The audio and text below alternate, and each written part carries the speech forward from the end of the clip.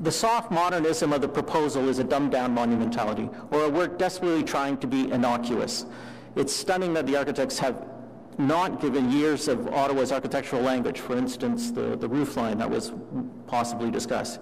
It does not reflect the essence of the building, the place, and its space, and it does not reflect local identity, and acceptance of this design will not reflect your ethical role as leaders in our community. Thank you very much. Are there any questions for Mr. Walden? Okay, Councillor Wilkinson. I mean, you pointed out what you think is wrong with it. Do you have any suggestion of what should have been done? I didn't get that. I have my own personal views on that. I think I'd have to be paid a significant amount of money to propose those ideas.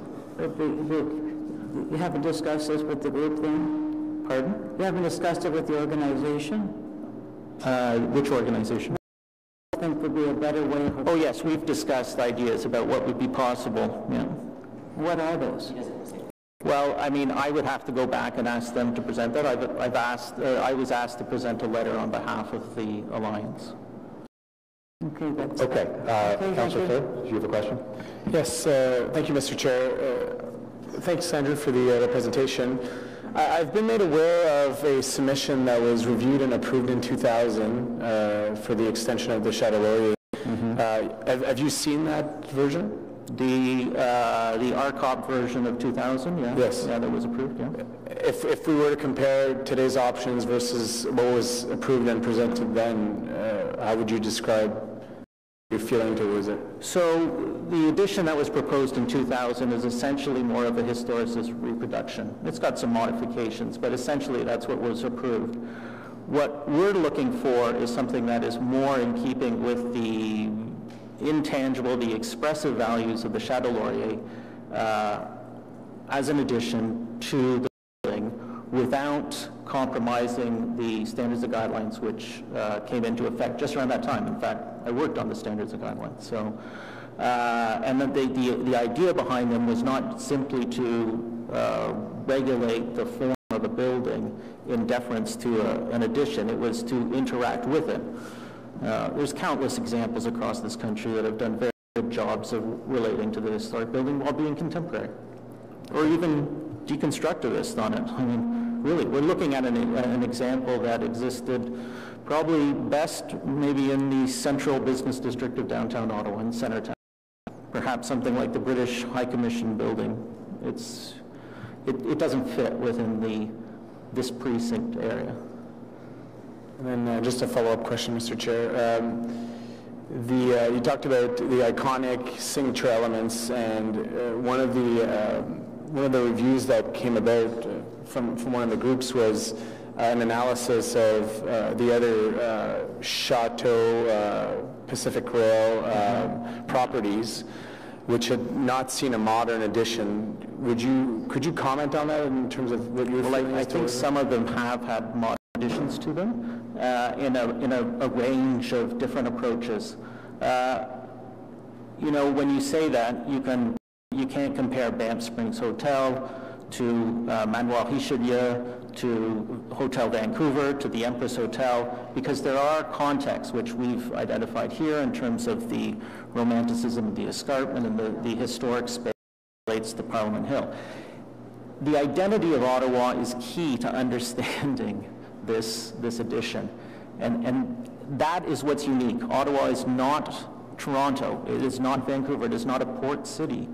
It is a unique place that has values that are specific to this local identity, and that's where we support the addition. It's the manner in which it's being expressed.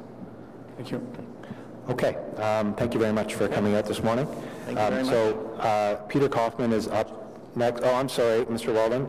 If you can wait one moment, I didn't see that the Vice Chair had a question. I'm sorry. Sorry, I have one question here, and it has to do with the fact that we are in a controversy over the Chateau Laurier design that means so much to so many people, particularly for its impact on the federal landscape and the federal identity. In one of your previous lives, the chair of the Federal Heritage Building Review Office. That's correct. Canada.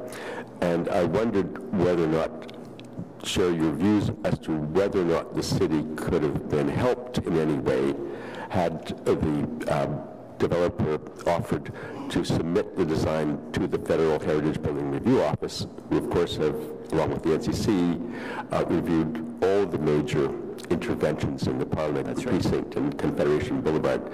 Could you just comment on that? Well, certainly at the federal level, there's a rigor there behind the process to assure, especially in the National Capital and within the parliamentary precinct, that the construction is complementary in many ways to that area. If FIBRO had, I would have said, in fact, FIBRO, which feeds into ACPADAR at NCC and other committees, the more you got more feedback professionally, the better it would have been.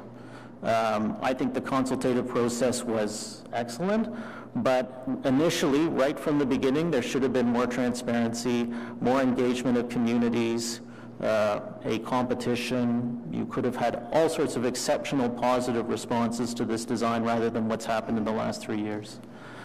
And that's unfortunate. But FIBRO would have been yet another body that you could go to get evaluation on how best to address it. Those experts are experts in conservation and architects, and include members of NCC, and it would be a choice to do. Yeah.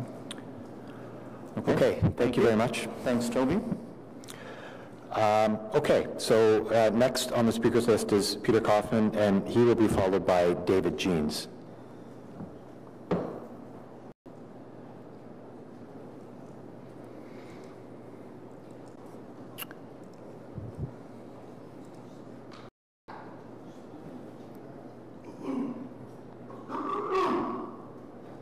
Great, thank you. Good morning and welcome. Good morning, and thank you very much. I'm really grateful to be here. My name is Peter Kaufman. I'm an architectural historian in Carleton University's History and Theory of Architecture program, and I'm also past president of the Society for the Study of Architecture in Canada. Now, I want to start with a fairly stark observation that, as Andrew Waldron argued, that the Chateau Laurier and its proposed addition are not compatible. And I'm going to be bold enough to offer that not so much as an opinion, but as a simple fact. The chateau, and indeed the whole ensemble of which it's part of, Parliament, Canal, Escarpment, River, all of that was designed according to 18th and 19th century theories of the picturesque and the sublime. The addition is a modernist box designed according to 20th century theories of functionalism and minimalism. Those 20th century ideas, the 20th century idea of the modernist box, evolved quite explicitly and specifically to repudiate and discredit the earlier theories, not to harmonize with. So it really shouldn't come as a great surprise that they're incompatible. They're meant to be incompatible. It's in their DNA. What's surprising is that a year and a half later, we're still discussing whether or not to add a modernist box to the Chateau Laurier. And I think the reason we're still discussing it is actually fairly simple, because throughout this whole conversation has been framed as a choice between two options only, either exact imitation of the existing building or radical, even violent contrast to the existing building. So it's been in black or white, imitate or violate, and nothing in between. Imitation very early on by both the applicant and city staff was ruled out as a viable option. I think that's debatable, but we haven't had that debate either. But imitation was ruled out, so we're left with violation, and we've just been circling around this idea of the modernist box. But if there's one thing you learn from the last 1,000 years of architectural history, it's that really beautiful, successful solutions to problems like this often lie in the middle, in a creative synthesis of old and new. And what's more, Ottawa is full of this. Think of the 70s addition to the Bank of Canada. Think of the more recent addition to the Museum of Nature. Think of the very recent addition to the National Arts Centre. These are all examples of buildings where a new style and new materials were added to a historic building in a thoughtful way that created a visual dialogue, and they work really well. But we haven't been getting this kind of synthesis at the Chateau for and so the problem is not that nothing will satisfy the critics, as some people claim, but that the road that would most likely to lead to a good result has never been followed. I just want to make one other point about process, which is a point, and it's also, frankly, a plea to you and to Planning Committee and to City Council. This is inspired by the Citizen editorial on Saturday. Essentially said, if the applicant ticks all the boxes and it's still rejected, then why have a process at all? That's a fair question to ask. But if you do what I and others are hoping you will do, and that is reject the proposal, you're not undermining the process, because you are part of the process. In fact, arguably, you are the most important part of the process, because you are the manual override. You are the driver in what could otherwise become a driverless car of process, and we count on you, the forest as well as the trees. You are our last line of defense against bad outcomes, and we desperately need you to embrace that responsibility, embrace that authority, and use it for the public good. So when you're making a recommendation, I would implore you, please think about why we need you in this process, and also keep in mind that whatever gets built will be for many generations to come, in a very real sense, your legacy. Thank you. Thank you very much for the presentation. I'm looking to see if there are any questions. I see none, so thank you for coming out this morning. Much appreciated. Thank you. So next on the speakers list is David Jeans, and David Jeans will be followed by the applicant. There are 3 members of the applicant team who've signed up to speak. They've requested to come up together, and I'm going to grant them that permission, so they will each 5 minutes to speak when they're up. But first, we're going to hear from David Jeans. Good morning and welcome. Thank you, Chair. We submitted document 35 with the staff report. Heritage Ottawa's opposition to this proposal is clearly on record. Today I'll give our reasons for Built Heritage Subcommittee to recommend refusal. The staff report states that 3 previous design iterations were supported because they did not respect the cultural heritage value of the historic property. Heritage Ottawa agrees with this, but it's our strong opinion that design persists in its failure to respect the cultural heritage value of the Château Laurier and its unique setting, and that there are legitimate grounds under the Ontario Heritage Act for refusal of this application by Ottawa City Council. If staff found that the previous horizontal glass box failed to respect cultural heritage value, it's not clear how a glass box of the same shape, but reduced by 1 decorated with some bronze and stone, now satisfies that evaluation criterion. In evaluating this application, the City refers to the standards and guidelines for the conservation of historic places in Canada. Regarding new additions, as you've heard, Standard 11 states make the new physically and visually compatible with, subordinate to, and distinguishable from the historic place. While both the staff report and the Cultural Heritage Impact Statement argue that the proposed addition is subordinate to and distinguishable from the historic chateau, Heritage does not agree with the reports and today's remarks, downplaying the crucial test of physical and visual compatibility. With respect to visual compatibility, the standards and guidelines state that an appropriate balance must be struck between near imitation of the existing contrast. In other words, neither extreme is desirable, yet what is proposed is an extreme, a pointed contrast, not a balance. The current proposal fails to complement the historic hotel in a compatible way or to respect its heritage value. As you're aware, the cultural heritage value of the Château Laurier resides in its picturesque, romantic sensibility. The test of compatibility is not about a lower roofline, use of stone, or differentiating the style from the existing hotel, all of which meet the subordinate and distinguishable tests. Rather, it's about initiating a meaningful, coherent, and even romantic dialogue between the existing historic hotel and the new addition. While it's true that under the authority of the Ontario Heritage Act, the city cannot require a building to be built in a particular style or by a particular architect, the city can refuse an application to alter a historic property where that alteration will adversely affect the property's cultural heritage value. And I want to say that such a refusal cannot be appealed to the Ontario Municipal Board or its successor tribunal. If the applicant does file an objection to the Conservation Review Board, its recommendation is not binding on the city. One need not like the design, but to approve this application, the city must be convinced and should convincingly demonstrate to the citizens of Ottawa The proposed addition respects not only the cultural heritage value of the historic hotel, but that it is compatible with it. It's Heritage Ottawa's strong opinion that these tests have not been met. The proposal continues to threaten the integrity of this significant heritage building, not by being contemporary, but by being utterly incompatible and in fact almost contemptuous of the picturesque romantic sensibility that defines the Chateau's cultural heritage value. It's been pointed out by some that Heritage Ottawa was represented on consultation panels for this proposal. It's clear that the majority of members of those panels do not support the present design. This application has generated more work for our volunteers at Heritage Ottawa than any other recent issue. I have over 1,000 emails on this matter. We've attended multiple public consultations, have met with the proponent and with city staff, and have spoken to and written to the media. 80 persons have submitted their opinions to Heritage Ottawa or to our board members.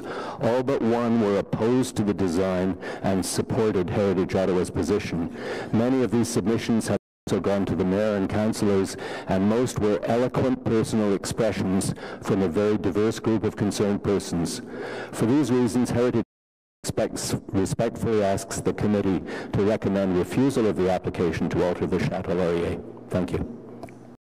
Okay, thank you very much for that presentation. Are there any questions from Mr. Jeans? If not, I will ask one. David, my question is, and appreciating that there has been a lot of energy put into the evaluation of this application, has Heritage Ottawa arrived at some thoughts and ideas for how the application could be improved?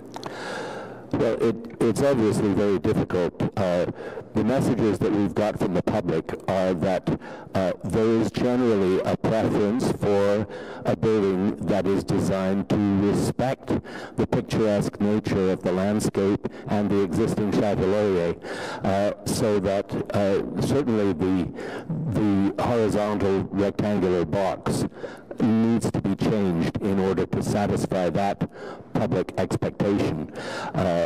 We've had a lot of discussion about the relation between historicist imitations not being appropriate, and that's in the standards and guidelines, as was mentioned previously by staff. But I think that the extreme contrast between the horizontal flat roof box and the picturesque building in that picturesque landscape. And remember, the landscape is what resulted in the 1859 decision to create the picturesque Gothic of the Parliament buildings. That has been the history of that riverfront view ever since 1859, all the way from Nepean Point to the Supreme Court. And those criteria were imposed on new additions, such as the Supreme Court itself by Mackenzie King. We have not seen anyone accept the insertion of such a modernist building in that landscape. So I think that some change to reflect the romantic sensibility of the existing chateau is required. Thank you. Councillor Moffat. Just a quick question. I gathered from your comments, I might already know the answer to this, but Heritage Ottawa's thoughts on the 2000 approved addition to the building? Yeah, that was actually approved. Was submitted to the former city of Ottawa, and we were able to obtain those documents thanks to staff. They were able to dig back into the archives and pull them out for us. It was because that being archived documents from a former municipality, it was hard to get back to that. That was, as Andrew Waldron has mentioned, very much historicist, almost a replica.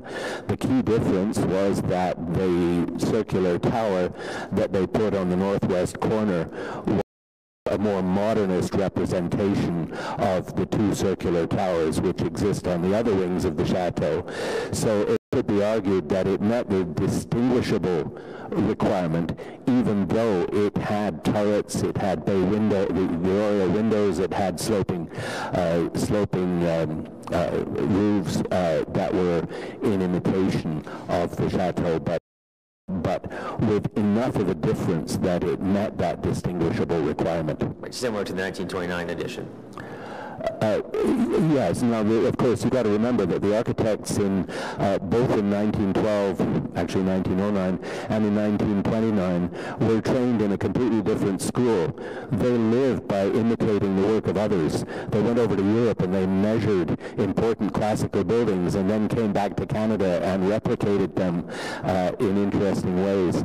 Even the Manoir Richelieu is a knockoff of 1929 wing of the Chateau Laurier by the same architect 1 year later. So architects worked in a different way, and we recognize that the profession is quite different today. But there needs to be a balance found as the standards and guidelines say, between imitation and extreme contrast. Thanks. Much for coming out this morning. So next, as I mentioned, we have the applicant team that's going to come forward.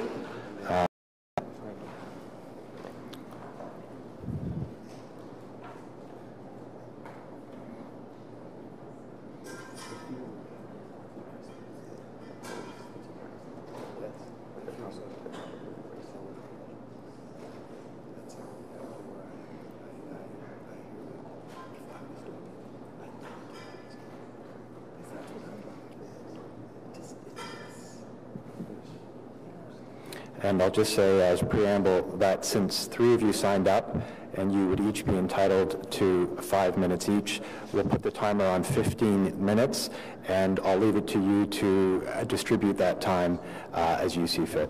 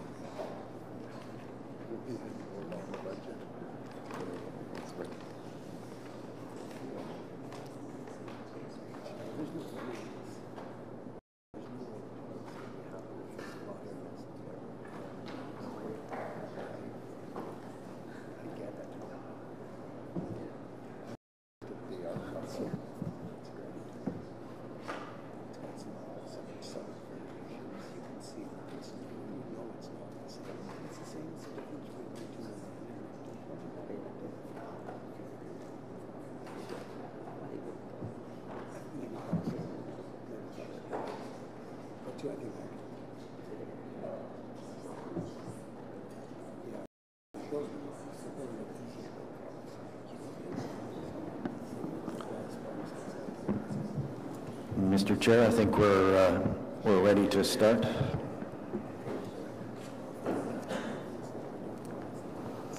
Please start. Yes. Thank you, Chair, members of committee.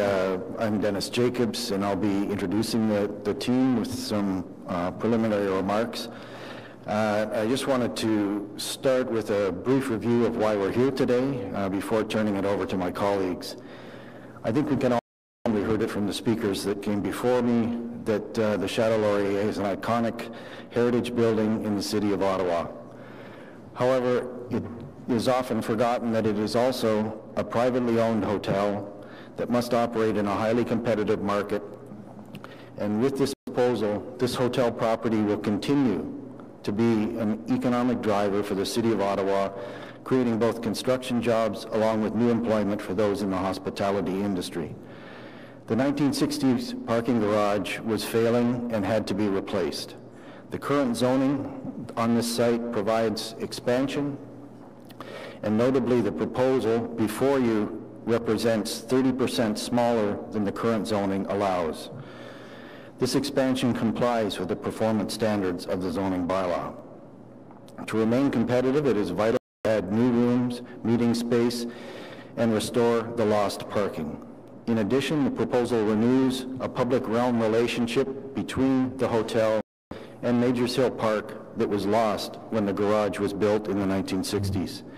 It also provides enhanced pedestrian access from Mackenzie Avenue to the lower terrace along the canal.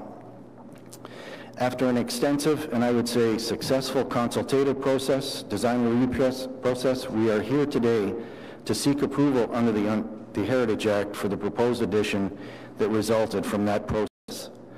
An addition that will meet the competitive needs of this privately owned hotel and do so in a manner that respects the heritage character of the Chateau Laurier and the context that surrounds it.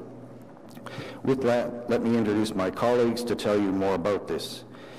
To my immediate right is Clues. He's the architect from Architects Alliance, a firm with broad scope and expertise in award-winning design projects, including hotels, institutions, housing, and expansions of well-known heritage buildings. And further along, Michael McClellan is a principal of Ray Architects. He's specialized in heritage conservation, heritage design, and urban design for over 25 years. They will provide more detail to assist you with your discussion, and if I could, Mr. Chair, if I could request the lights be reduced slightly. The detail that is in Mr. Clue's slides would appear better on the screen if we could have the room darkened. Thank you.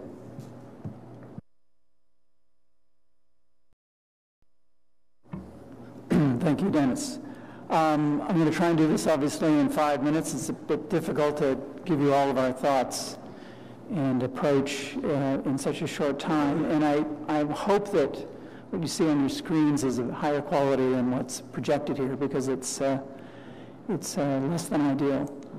In terms of the standards and guidelines, which really in many ways govern our work, I think there's been general conclusion within staff report that we are conserving heritage value and character defining elements, but that the new work is to be, and I think this is where the rub occurs, is to be physically and visually compatible, subordinate, distinguishable. There are really two aspects that we consider when doing this building. One is in terms of its immediate context, adjacent to and fronting onto Majors Hill Park. And in many ways, this is not only an addition to the hotel, it is also an addition to the park, and an opportunity to re-engage the hotel in that park. And currently, as you can see from this diagram, as you saw previously, we have these series of bar buildings that are around the same proposed length that we have, around 90 meters. That's the National Gallery, the U.S. Embassy, even the Connaught Building to the south. And the idea here is that these buildings are really conceived as pavilion buildings fronting onto that park. When you look very specifically at the hotel, and get into a whole big long dissertation on its heritage attributes, suffice to say it is really representative of a tripartite configuration, where most of the, as I refer to, the architectural action of the building occurs from the roof spring point. And this is really what asserts the building on the skyline in Ottawa and really gives its in particular, its picturesque quality. The center of the building, the shaft, so to speak, is a fairly regular pairing of vertical punched windows within a fairly dense limestone field. And then, of course, the base, which is also fairly opaque in terms of a series of arched windows and porticos and loggias, but is really a very internalized building. Our work here is really about creating a pavilion on the park and lightly touching and trying to clearly create a physical delinkage between the proposed addition and the hotel, so that the hotel can be continued to be read as it was originally conceived. The first of this, and one of the difficult functional parameters, is to consolidate both the loading and the parking access, which currently is off Mackenzie, and really bring it into the building as opposed to having it exposed out on Mackenzie, being a very important street within the context of Ottawa. The second is to really make a strong linkage with the hotel. Currently, at the end of that ballroom, does this work here? There's a very, very handsome corridor, as I'm sure you're familiar with, that provide entrances to the various ballrooms at the north end of the hotel. There's also, we believe, an opportunity to provide a visual connection back out to the park there. Currently, what happens is an exit door that leads to a parking garage. There's also, and I think this is really fundamental to our approach, is that we create a great sense of transparency at the base of this building to not only create the opportunity for a new courtyard between the addition and the hotel and to re-expose those ballroom windows as Sally alluded to, but also that from a pedestrian perspective, you can actually move around, whether you're moving along the Canal Promenade or through Majors Hill Park or along Mackenzie, and actually see through the building into the hotel and understand its original conception is fronting on the park. We're also proposing to enhance the kind of connection to that Canal Promenade, both into that courtyard from the west as well as to Majors Hill Park. Right now, this connection is fairly kind of opaque and problematic, we believe. And of course, a lot of that will resolve around working with the NCC and their jurisdiction in this area.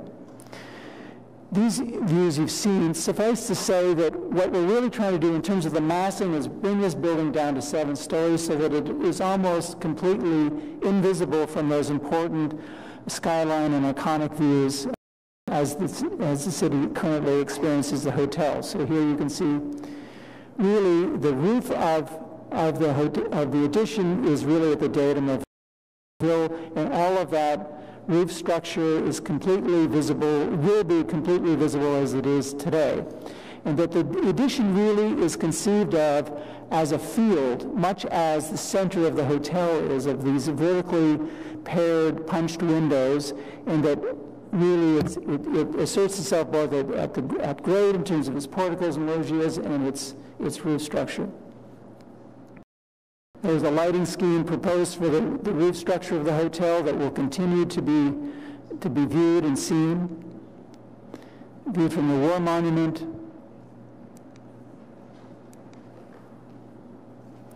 And really, this is the view that I think introduces this idea of trying to create a pavilion in the park as a mediating element between the hotel and the park.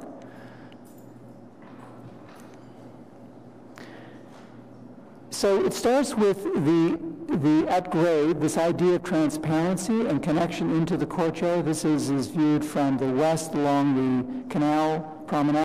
The idea here is to remove the current promenade or the current terrace that is up at this level, which is really very disconnected from that public promenade, and pull the building down so there's a 2-story expression here, a great sense of transparency. It's very hard to see in this image, but that courtyard. As you move around, again, that sense of transparency and access into the park.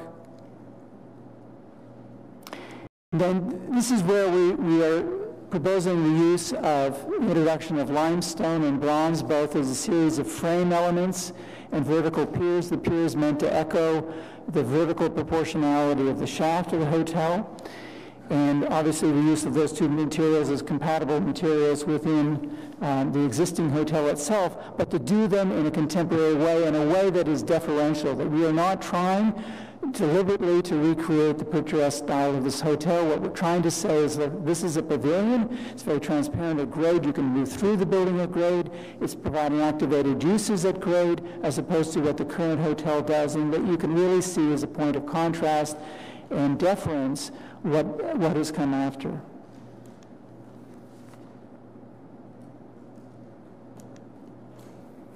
Just a view of the limestone and bronze pier elements as a way to create this irregular variation along that 90-meter bar building that again introduces these materials and creates some visual interest. And the idea of these pier elements is from certain vantage points, particularly viewed from the park, the building will appear quite transparent at base and somewhat reflective above, really showing both reflecting the park and also showing the roof structure above, and then viewed obliquely, the building will become fairly opaque. And the idea is to create a kind of a changeable character of this pavilion as you move around it.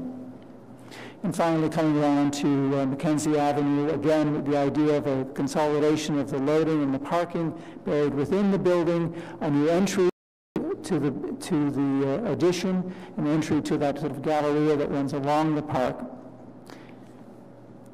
Just turn it over to you, Michael. Thank you very much. My name is Michael McClelland. I think in looking at this project from a heritage perspective, it's really important to consider very carefully, and we wrote the Cultural Heritage Impact Statement, look very carefully at what constitutes the heritage value of the property and what impact is this project having on that heritage value. And that's a very significant role. It's very important. In a project that's this high profile, that this has the potential for this level of controversy, to really step back a bit and sort of say what actually are the impacts that we're talking about. And so the physical impacts, the most physical impacts on the chateau itself are that the ballroom, its windows will be opened up. So you go into the ballroom now, curtains are always drawn. It's the parking garage. The ballroom's windows will be opened up and you'll enter into a large courtyard, a formal courtyard. That formal courtyard will then open up again onto the terraces of the canal. And the natural flow of those things happening. You should note that Parks Canada has written favorably on the impact from their perspective on the National Historic Site, which is the canals. Internally, if you look at the way it's designed, it has a formal structure, and the formal structure leads to large almost street-like corridors that are pedestrian in scale. Those have always been completely private. There's an idea now with this project that there would be a level of porosity in the project, that there'd be a level that these would continue through. Instead of, and many of these hotels have back fronts and backs, this hotel would now have two fronts in a certain manner, and would mean that the building would be much more, frankly, open to the public. So those are the actual physical impacts. There's a lot on the site, however, and the site's so important and so complex. So Majors Hill Park has also had a front and back, and its back has been the parking garage of Chateau Laurier, and there's a whole screening of shrubs and bushes that are intended to block the view to that. This project has the potential to open up that aspect and create another formal edge to Majors Hill Park, and I think that's a very significant piece. In fact, in looking at this project, it was clear to me that the National Gallery and this addition form bookends to Majors Hill Park, which is a different way of conceiving of Majors Hill Park than has been conceived of in the past. That the two modern projects form the edges to the park. And it's interesting also to look at the design and the potential for influence from the National Gallery to this project, to think of how the National Gallery has a set of fins behind, in front of a screened wall, in front of a glazed wall, very similar to what Peter has proposed here. And the National Gallery, I believe, has been very well received by the community in Ottawa. If you, I think that as Peter suggested, and as the staff report suggested, the crucial issue here is Standard 11, the issue of compatibility, subordination, and distinguishability. And I think, first of all, just to talk about the idea, there's been references to this being a glass box and how awful that is. I think we need to think of major architects in Canada who've have actually designed modernist buildings. I think of John Parkin, and I think of Arthur Erickson, and Peter studied with Arthur Erickson for more than 10 years.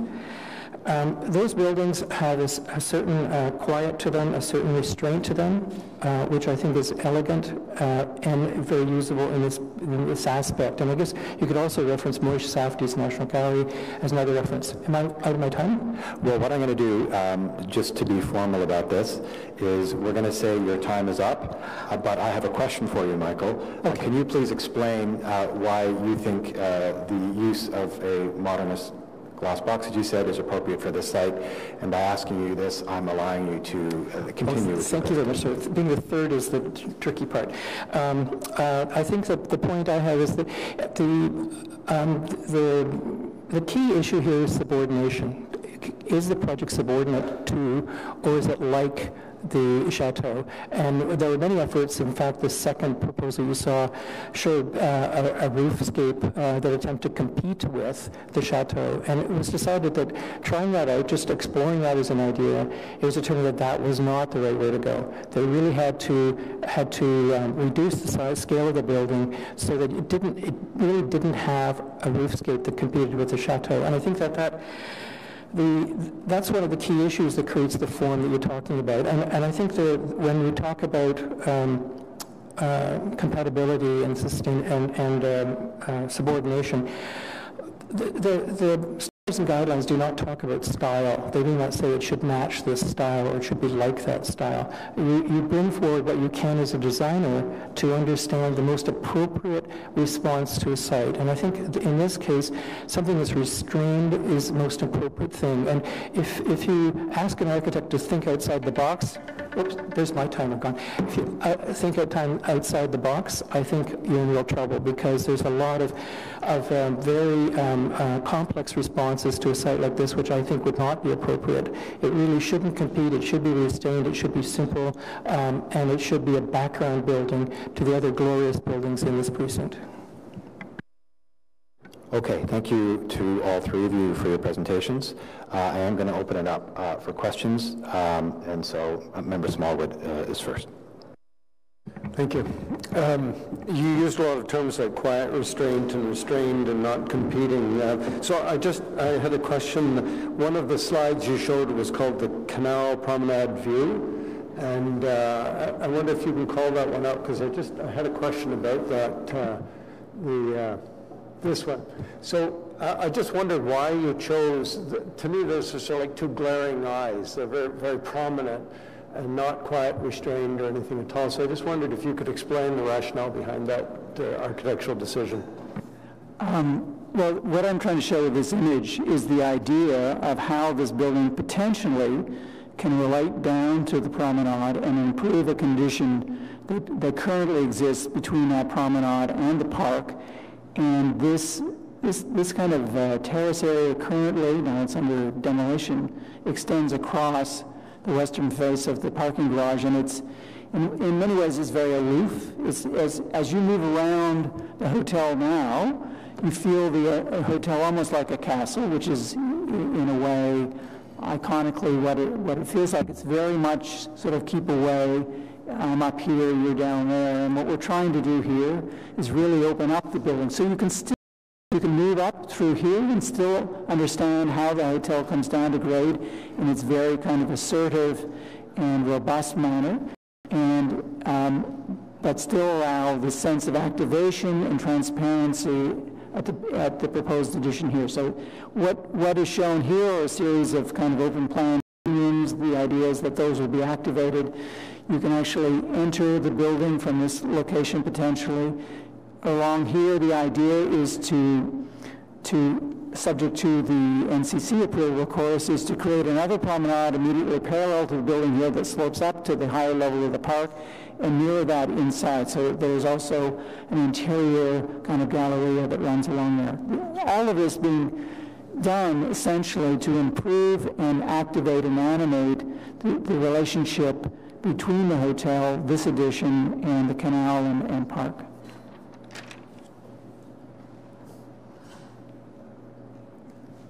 Okay, Councillor Taylor, you're next. Thank you, Mr. Chair.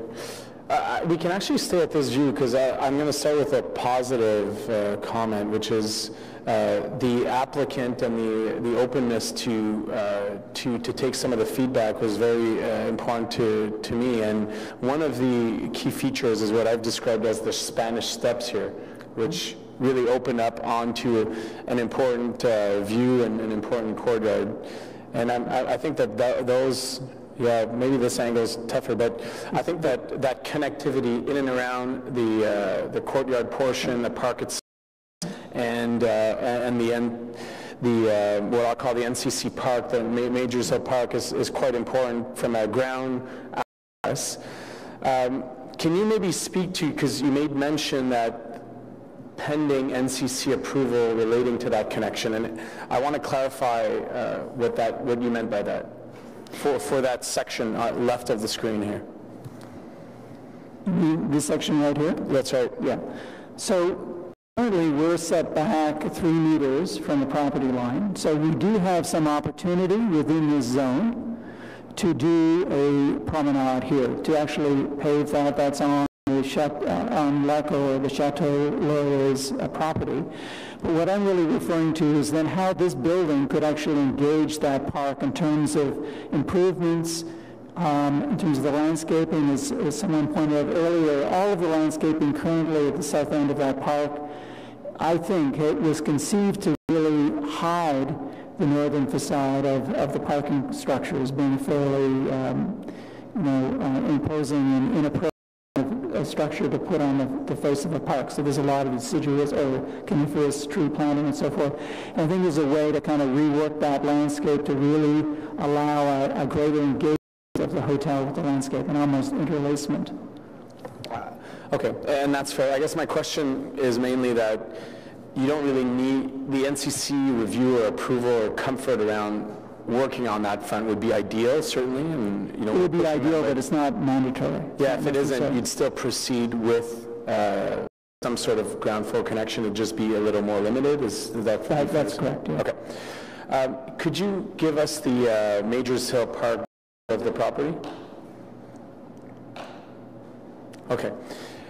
So I've been, and I want to highlight that I know that both the city team and your teams have worked closely over the last few months to tweak and change the proposal, and we're seeing some major design changes as part of that.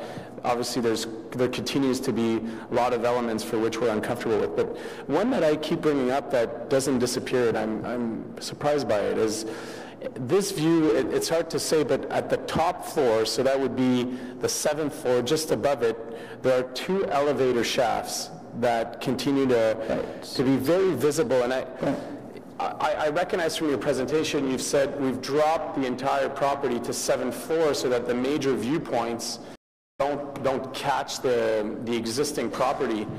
But those 2 very, what I'll call, in this condition, very visible boxes are of concern to me, and I'd love to hear from you as to how can we ensure that either these boxes fit into the 7th floor, or if not, what materials can you use that, because it's not in between the 2 extensions, it's really in the face of, or in the backdrop of the dominant Mackenzie side of the property. You're referring to that right there? Yeah. So something I should have, I think, said at the outset is we haven't even really gone through a site plan process with this project. Where I think we are is I believe that we have an approach, a massing approach, that is deferential and I think is the strongest approach we've had to date with the input of a lot of people. I think that we have an idea about transparency and so forth at grade and park connection. And we still need to continue to evolve and study the facade treatments, including this element. And, for example, I've just shown this morning some new perspectives that weren't part of the original application. So to get to your specific question, elements like this need to be carefully detailed and thought through as part of the site plan process. And what we're dealing with there is a technical challenge of the elevator overrun to the last floor. And what we propose is either that we stop the elevator at the 6th floor and then have a separate lift to the 7th floor, which is less than ideal, certainly for the functional operation of the hotel, but it's possible, and then thereby eliminating that bump up. The other alternative is to do it in glass and to make it as transparent as possible. So those are 2 things that I could offer in terms of that concern. Okay. And, now that we're on this view, one of your earlier designs that taken the building and split it to align with both of those properties, or those sections of the properties, I'm French-Canadian and I'm not an architect, so don't take this the wrong way, but it does feel like much of a box slab building that you're constructing.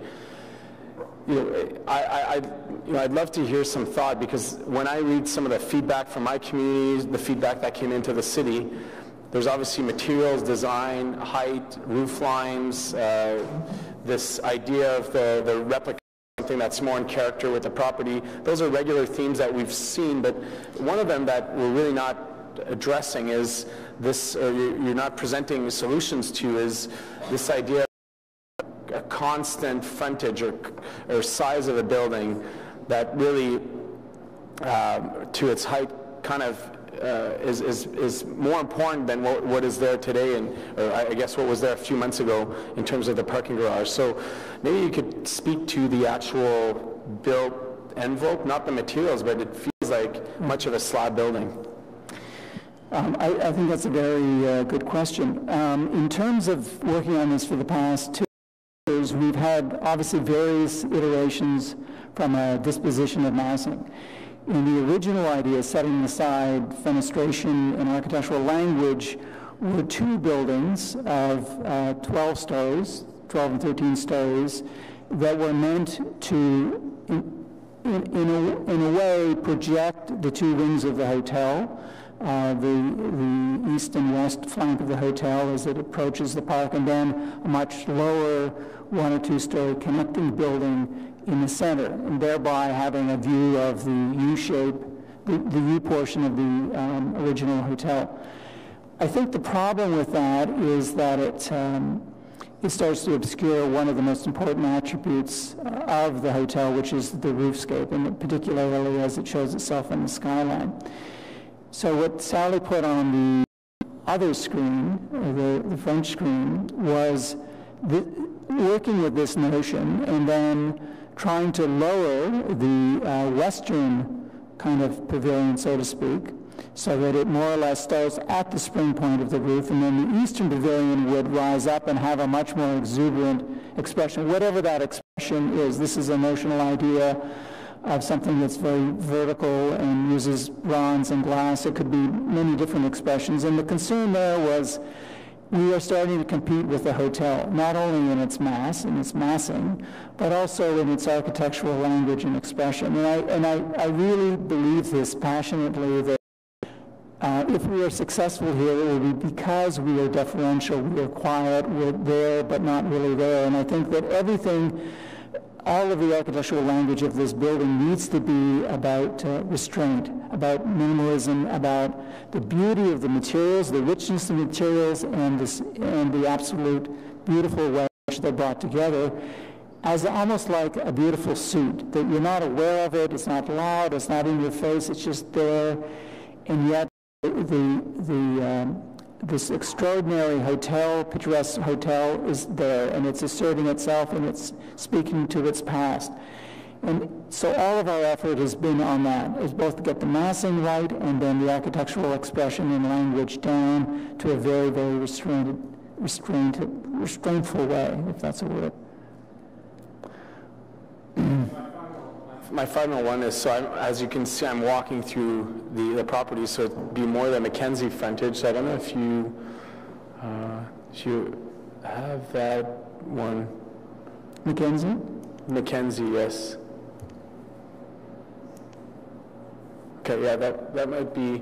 So I was at, there's always festivals at Majorsville Park. There was one on the weekend. And one of the interesting views is walking Murray Street onto and the connection between the park itself to the existing property. I think the view there is really the Porte Cochère, I think is the name that really strikes. So I wonder, so I understand what you're saying related. I've always been consistent on this, which I believe that this new addition should be pushed back and step back to really open up the face between the park and the building itself. I understand discussions with Dennis and others, the importance, or the proponents' idea of doing all of the loading and unloading within the property. And I can respect that there's some advantages to doing that from a community standpoint, the impacts of loading, unloading, but from an architectural standpoint, I'd love to see your thought as to how are we not separating the park connection to the existing property from a visual standpoint along Mackenzie, but also from a connection standpoint. There's some relation between the park and that property that are quite important. I think I just go back to the ground floor plan